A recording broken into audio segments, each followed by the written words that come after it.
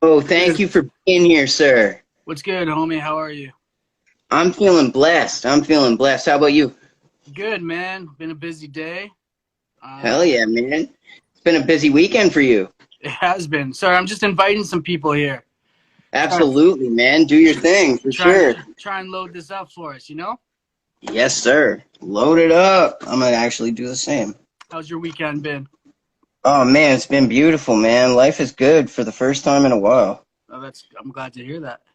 Yeah, man. Um, COVID really took the wind out of some people, and I was probably one of them. Okay. Um, I love doing. I'm a MC by trade, so I love doing performances and stuff locally and all over the place. So um, it was kind of sad when everything kind of came to a halt. I, yeah, everything. I mean, it's for me personally, it's been a blessing and a curse. You know, Yep. um, try and find the silver lining in anything, any Hmm. situation. So I mean, for me, it was kind of a perfect storm for my music and my beats and production. So, yeah. Yeah, yeah. You did a lot over the past couple years during the COVID. Yeah, I guess, yeah.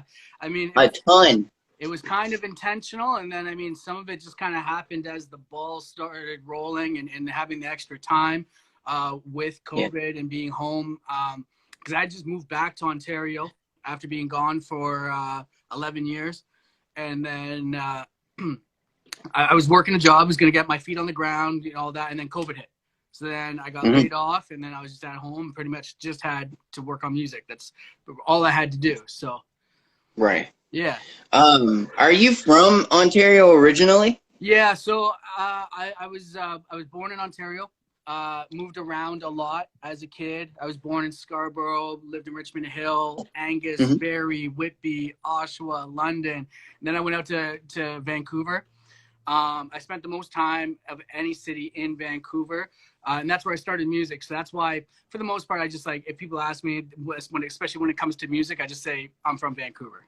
It just Yeah. seems it's just the easiest. Like rather than getting into the whole long-winded stories, I'm from Vancouver. Absolutely, absolutely.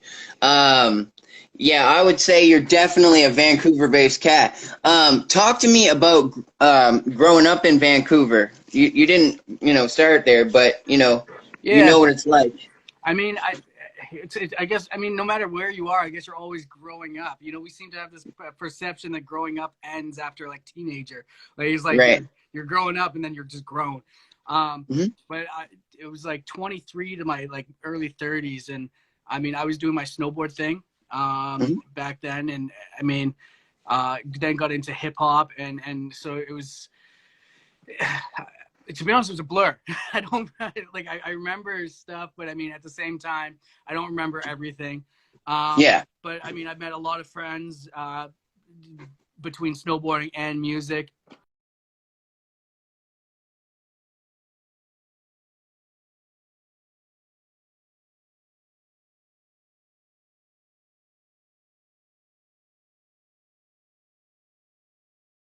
Uh, um.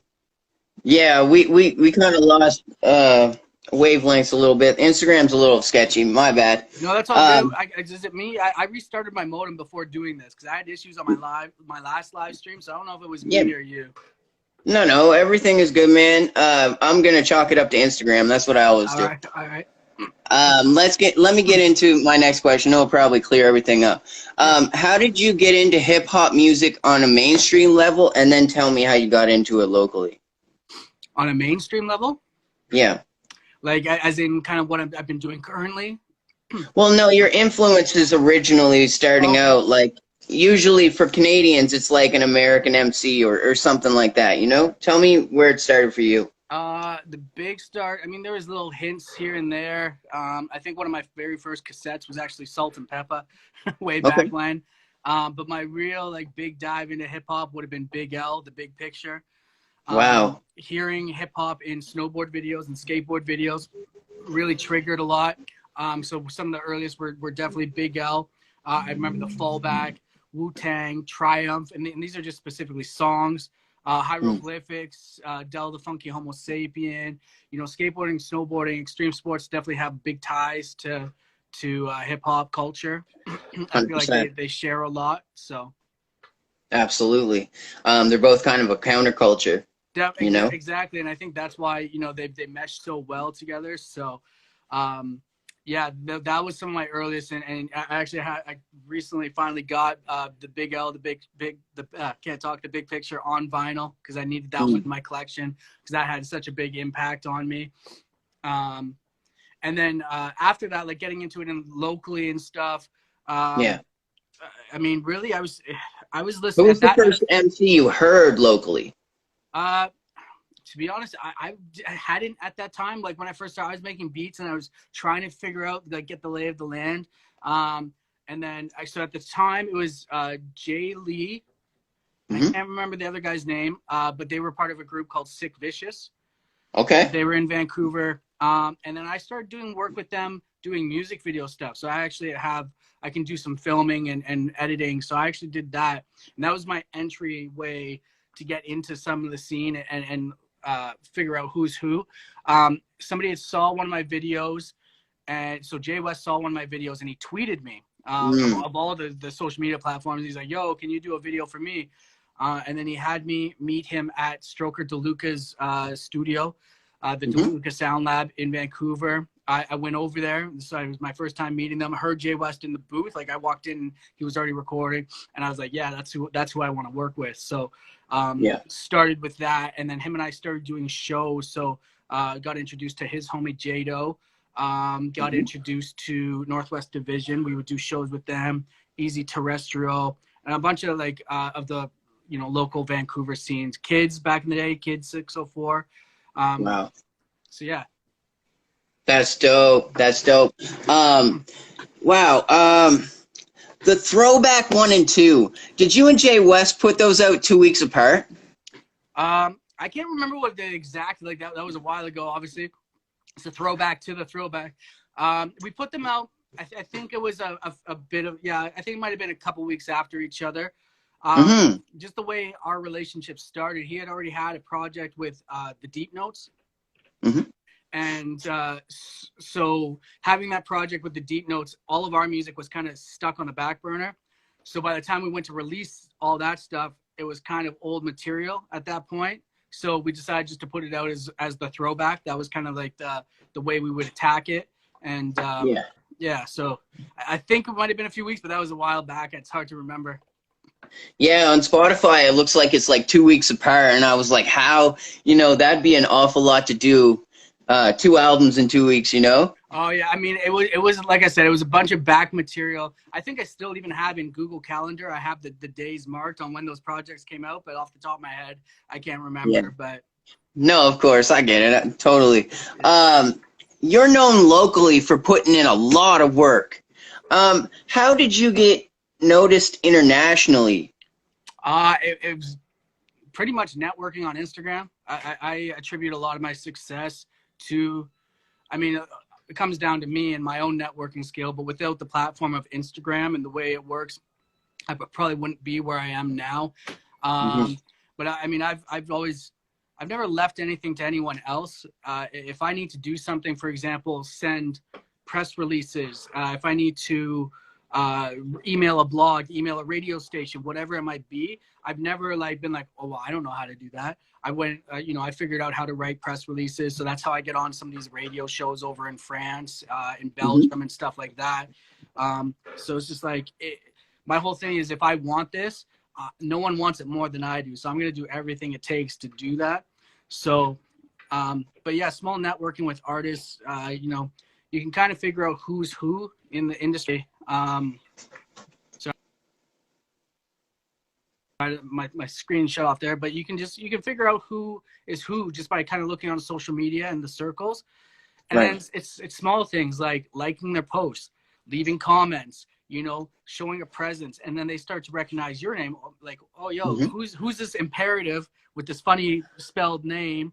And then they go back and they check your profile or your page, and then they start checking your content. And they're like, oh, okay, this guy's actually dope, right? And then you can start a conversation. I never try and reach out and be right away like, yo, we should make music together. We gotta work. Let's work, bro. You know, Right, I always be right. like, yo, what's good, man? I love your music, and then that's it. I just leave it at that because if you it's like any relationship. You come on too hard, people are like, whoa.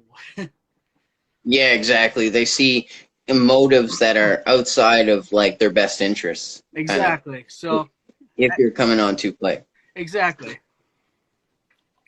Yeah. Okay, okay. How did you get the name Imperative? The name Imperetiv, like a lot of things with me, it just like things fall into place when they're supposed to. Mm. The name itself, at the time, I was actually going under, so my graphic design alias, art alias, whatever you want to call it, was actually random large text. Okay. And that's what I was going by. And then I remember I was in London, Ontario, before I moved to Vancouver. I was sitting on the computer, and I think I read like Imperetiv, the proper way you spell it. But I was like, what is the real? And so then I Google searched it and found the Webster's dictionary. And so there's always the word, the way you properly spell it. And then the next line under is how you pronounce it. So it's like broken up. And this Mm-hmm. is how it was spelled for how you pronounce it. And there was actually square brackets. And so when I saw that, I was like, that actually looks really dope, like just as a logo. Like, so it's more of like a visual aspect than it was a sonical thing. But then it sat there, and it was going to be a skateboard company. It was going to be a skateboard shop. It was going to be a clothing company. Then when I started making music, I still had done nothing with the name. And I was like, hey, well, I guess I'm getting all right at these beats. I guess I should brand myself. And there we go. I was just like, I'll use this to pull out Imperetiv out the bag, and there it is. Hell yeah. So you were already into filming, so I guess production of music wasn't as foreign as it would be to someone else. No, I mean, I remember it was like even a high school teacher, like a communications class, and the one logic that they had was like any software, if you know how to use Microsoft Word, like the layout of pretty much any software program is pretty much the exact same. So, I mean, if you put me in front of Adobe Premiere, if you put me in front of Final Cut Pro, if you put me in front of Logic or Machine software, it's pretty easy to figure out, like, you're not going to break it. So like you can just go through and you can experiment and you can do what you want. But I went to school for media design, and that was pretty much everything but music. I think we did a little bit of audio scoring for film. So, like there was one class, but music I taught myself, and it was me digging deep into artists like Alchemist, Ski Beats. Even at the time, it was the trap was kind of coming in, so Mike Will made it. Don't hear his name a lot anymore. No. But I really got into those guys and sampling, and I went back to the history of like hip hop and that was just the way I wanted to go. So learning how to, I used to have to watch a lot, like, so Machine had just come out, and I used to have to watch a ton of tutorials for Fruity Loops, FL Studio, because there was no tutorials for Machine yet. So I'd have to watch all these FL Studio tutorials and then try and figure out how to transfer the knowledge from the one to the other.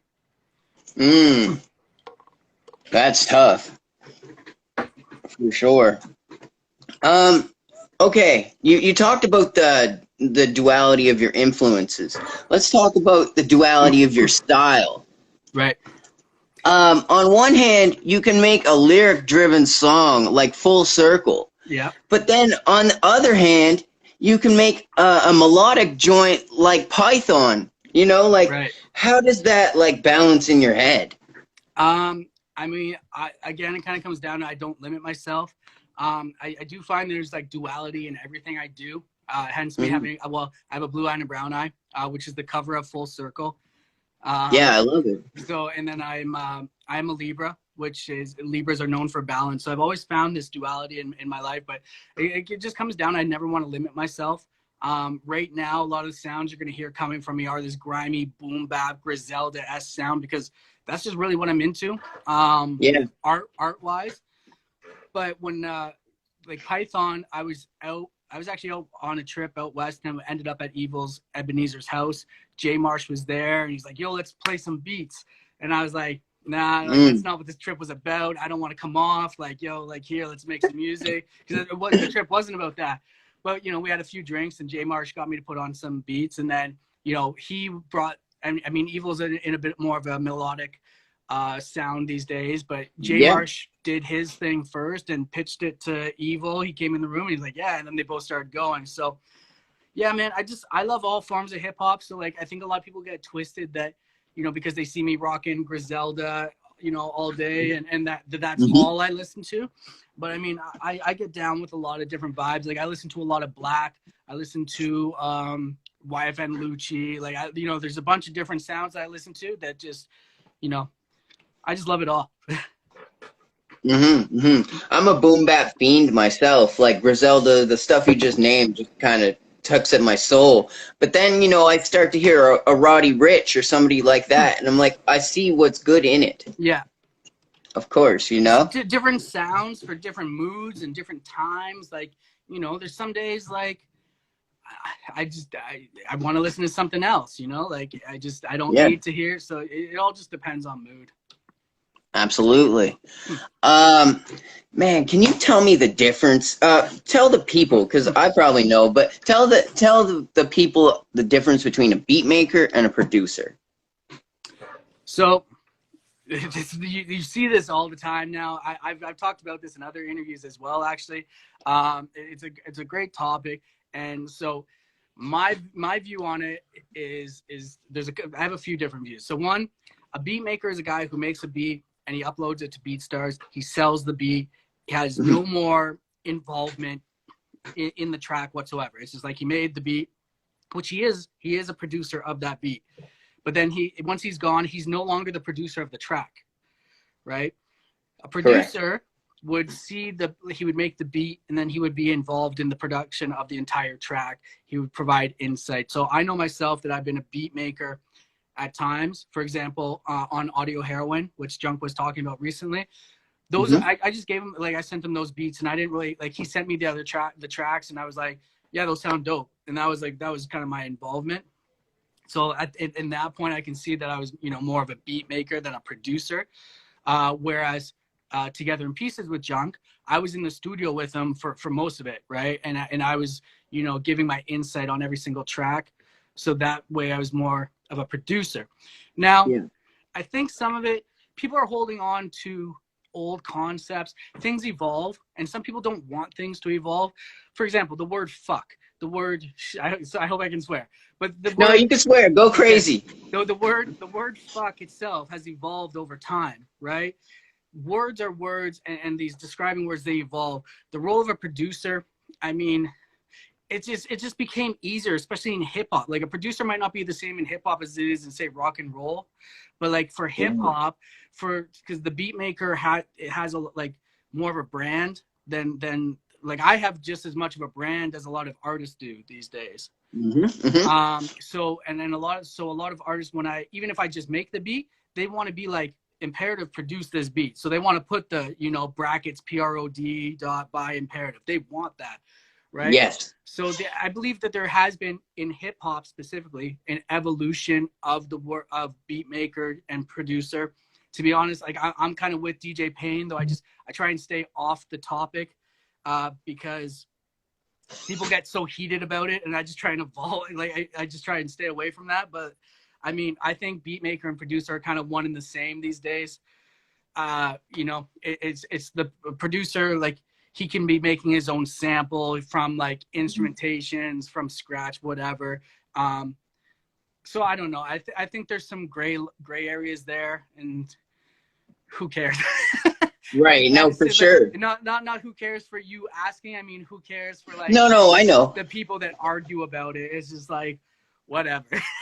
Doesn't matter. Exactly. Yeah. Man, I love that. I feel like even though you have been a beat maker, as you said, you are more a producer, because when I listen to full projects that you've done, it seems more realized to me.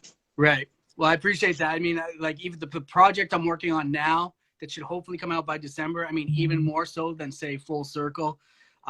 Like, I'm thinking meticulously on this, and especially even after listening to Alchemist and Boldy James' new project, like listening to that and implementing ideas and concepts into what I want to do. Like that, the next project, Barrel Plots and Pyramid Schemes, it's going to be like, yeah, it's been like realized from like the top down, and yeah. Absolutely. Man, can we talk about Eye of Sadiq? Of That's a course. great song, man. You know what? It's a little bit slept on. It's a little bit slept on. I know that's a kind of cliche thing to say. Oh man, like people be sleeping, but no, like that track. Right. I think that track hit in the underground like channels. Mm-hmm. But overall, it was kind of like say streaming. It was kind of slept on. But I've noticed in kind of like going full blown into this like New York underground kind of scene. Their focus is more on the hard copies and the vinyl versus the streams, and I feel like I'm kind of bridging a bit of a gap there. Yeah. So because I know with working with Asun, when we were done with that Eye of Sadiq, Asun and I were chatting, and he's like, "Yo, man, I learned a lot from you on this."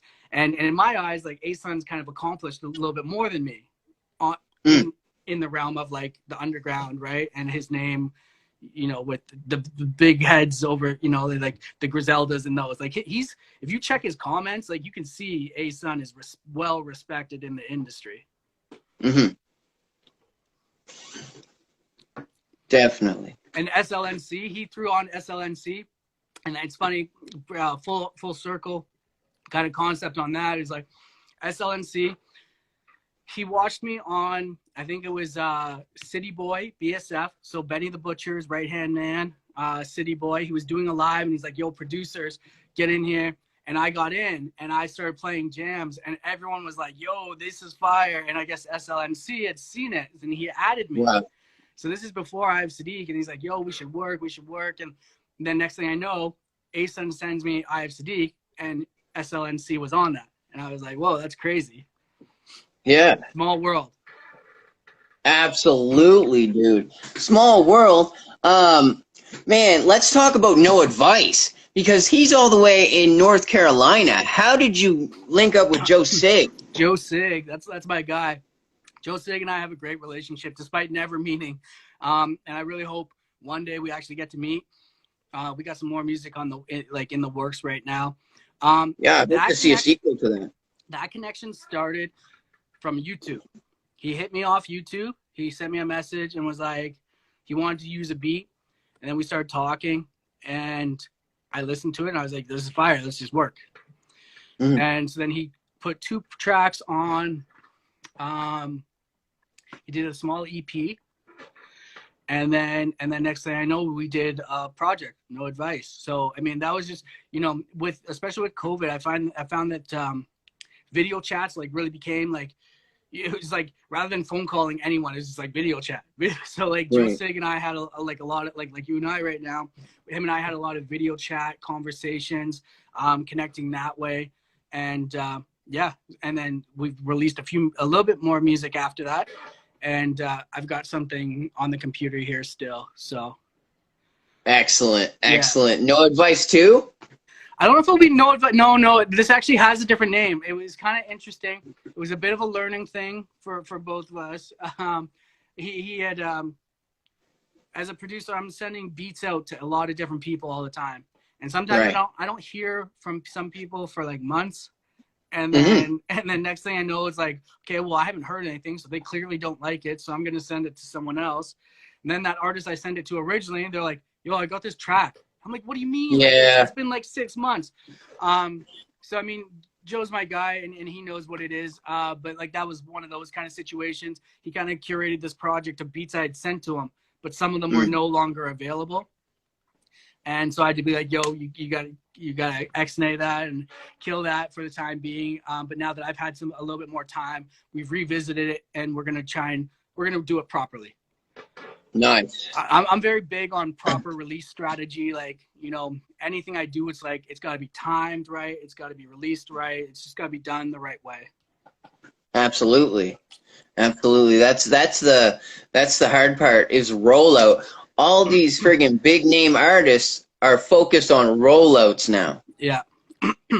I mean, you have to be, man. Like, like as independent artists, we're fighting algorithms, we're fighting the social media platforms, we're fighting fan bases, we're fighting fans' attention spans.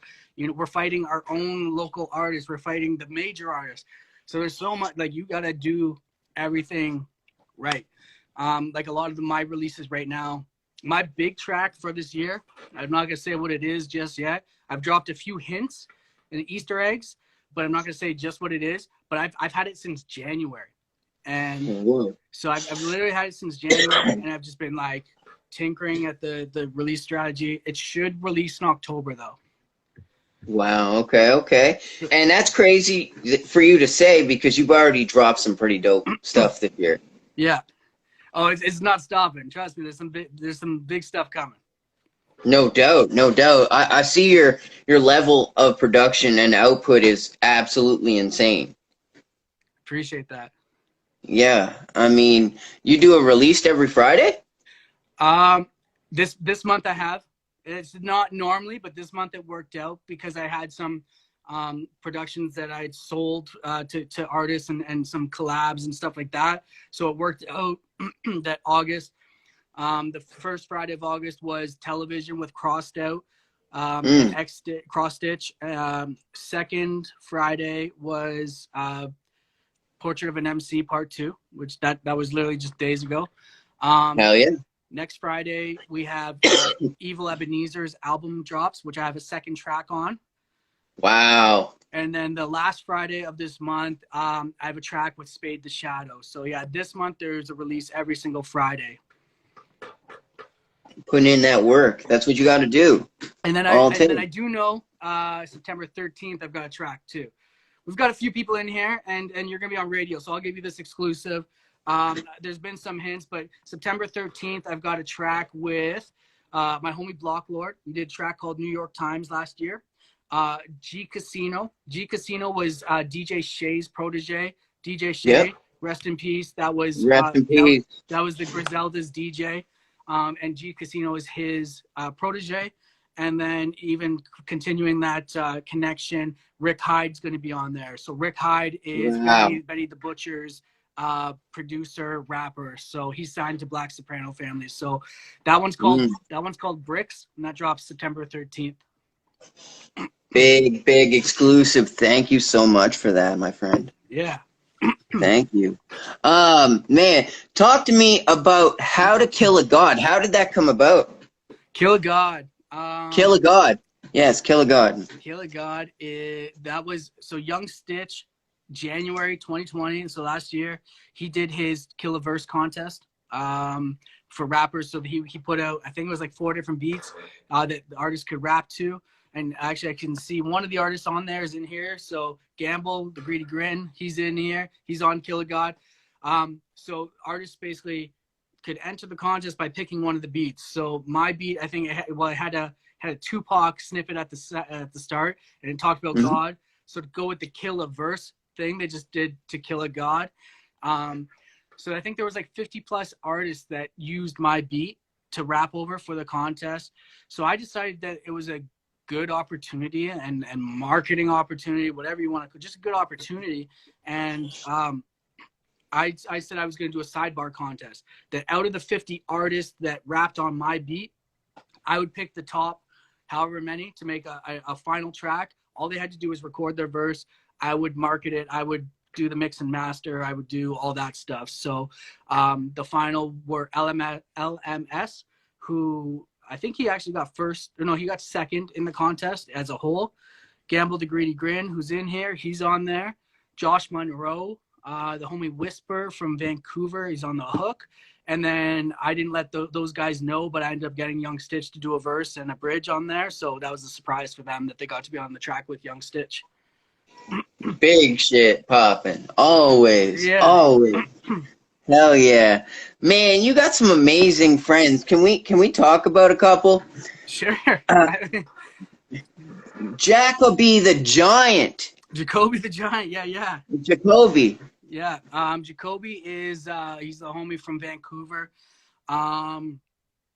He's a busy guy. He's got his business going in the medical marijuana industries. So he's a busy guy, but he's got I know he's got stuff on deck, and I don't want to be the one to say it, but he's got some dope stuff with some underground guys, like similar to who I'm working with over in New York. That's about all I'll say is they're from like New York. He's got some stuff from there. But yeah, Jacoby and I, we got 2 tracks out now, Peasants and Kings. And then I got him on the joint Walk With Me with Mickey Factz, XXL Freshman. Yeah. And a lot of people, I don't know, were you following the Mickey Factz and Royce to 5'9"? Of course. Yeah. Of course. I have opinions on that. Okay. I mean, we could do a whole other segment on that if we wanted. I know that's right. Yeah. And then I actually just got a Jacoby and Alcatraz track for my project in the mail the other day. Okay. Yeah. So Jacoby's still working? That's lit. Yeah. Man, talk to me about your homie MCK Ski. MCK Ski, man. He's an OG. Like he started rapping in '85. That's the year I was born. He's been from New Jersey to like Seattle, and then I guess he married a Canadian, and then so he's up in Vancouver. My music got introduced to him, I think, by the homie Detour, rapper, graph artist. And then K-Ski hit me up about a beat off YouTube that he really wanted to use. And I had to tell him it was gone. It was sold. And it was. Like, it was supposed to be set for my project with Shayna Ashley. But I talked to Shayna because he talked about how he wanted to get Saigon on a track. And so I talked to Shayna, and so we made that track available. And that's what Portrait of an MC Part 2 comes from. So. Okay, so Saigon was originally on another track? Saigon, he had Saigon set to, he was going to get a feature from Saigon. So Saigon hadn't heard the beat. I guess there was just the talks of doing a feature of some sort. So right. K-Ski really wanted it to be this one beat. And so I made it happen, and we got that beat. So that's what Portrait of an MC Part 2 comes from. The first one, he said the other night, was 20 years old? Yeah, look, I know we're doing kind of a bit of a radio segment, but we're doing live here too. But this is the this is the soundtrack, All or Nothing soundtrack. It's got Master P on it. A bunch of so he went by Mr. October back then. Oh wow. Mr. October. And yeah, that was a soundtrack was released 20 years. I was trying to find the CD because I wanted to use the snippet as part of the marketing for Part 2. The CD I couldn't find for less than $40. Wow. That's not bad. I mean, I guess most CDs to me are like most $20, and yeah. If not 10. Yeah. So there wasn't. I couldn't really find it. So, and he didn't have it anymore. Yeah, I know how that goes. Some of your early stuff, you lose it or you sell it.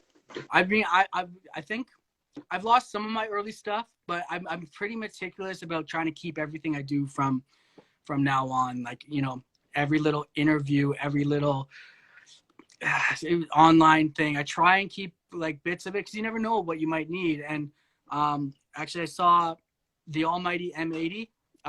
He's like an A&R in the industry. He posted a thing, and it was about, I guess, Jay-Z's team. They had a book, and it was like a thick book, and it's what they were using to create Rock Nation when they were pitching the idea. And it was a book that you could like literally open. I guess you would call it a large EPK, but it had snippets of like newspaper articles of Jay-Z. Like, so if someone as big as Jay-Z, like, you never know when the stuff might come in handy, Absolutely. I feel like most underground MCs are one hit away for everyone to check out the back catalogs. Definitely. And that just blows it right out the water, 100%, and especially with streaming and things like Spotify, the digital real estate is key. So I try and I really push and focus on Spotify. But I do try and make sure my music is on other platforms like Audio Mac, because you never know where that next super fan might come from. You never know where the next A&R is just like looking and they happen to hear something. You know what I mean? So digital real estate for our music is key. Absolutely. Talk to me about your homie Super Caliente. Super Caliente. Him and I linked actually from the same contest as Killer God. I didn't get him on the final track, but I hit him up separately and was like, yo, like we should work. And then from there, Nightmares Come True came about. And so that we've been sitting on that for about a year and finally came out. He was in Conflicted. He was in the movie, Griselda movie Conflicted. He was, Moirin was the character. He gets pistol whipped by Benny the Butcher. And I won't do any more spoilers, like, if you haven't seen it. But yeah, I've been looking for it. I wanna see it. Okay, yeah. I know they said it's on Amazon Prime, but I think it's just in the States. But yeah, if you haven't had a chance to check it, definitely try and check it. It's dope. It's a good independent film.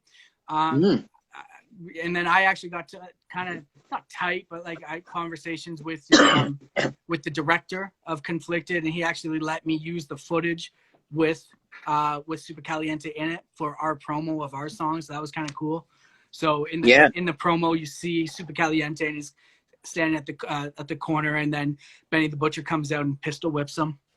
Oh, that is huge for promotion, man. Yeah, like, it's pretty dope. Wow. So if you watched it, you got to see it, but like I didn't want to be that guy that used like a cover with Benny the Butcher, because Benny the Butcher himself wasn't like, yeah, you can use this footage of me. So I didn't want to come off like we were trying to like, I was just trying to use the scene of Super Caliente and the director. Yeah, no clout chasing. Exactly. I'm not about that. I'm about organic. I know. So yeah. Mm-hmm. I mean, It was a little bit of clout chasing, but you know what I mean? Like I tried to. It's in the right way, though. It's like, it's the respectable grind way. Yeah. You know? I mean, like, you show and prove, so, like, no one could ever say you're a clout chaser. Like, it's just not gonna happen. Well, I appreciate that. You know, so, man, I appreciate you for taking the time out to kick it with Breaking Records Radio. Hey, I'm always down, and I always appreciate anyone that gives me a time and a space to speak my shit, you know, and just let it off. So I appreciate you guys. Hell yeah. Well, thank you so much for rocking with us. Peace, love, and respect. It's hip hop. Yes, sir. Oh yeah. That was the one and only Imperetiv. Y'all can check me out next week. I'll be live on location in Charlottetown at the Iron Mike Festival finale. I'll be conducting interviews with the contestants in the finale, and we're going to get some behind-the-scenes cool stuff going on. So catch me in Charlottetown, and until then, you know what it is. Peace, love, and respect. It's hip-hop, baby.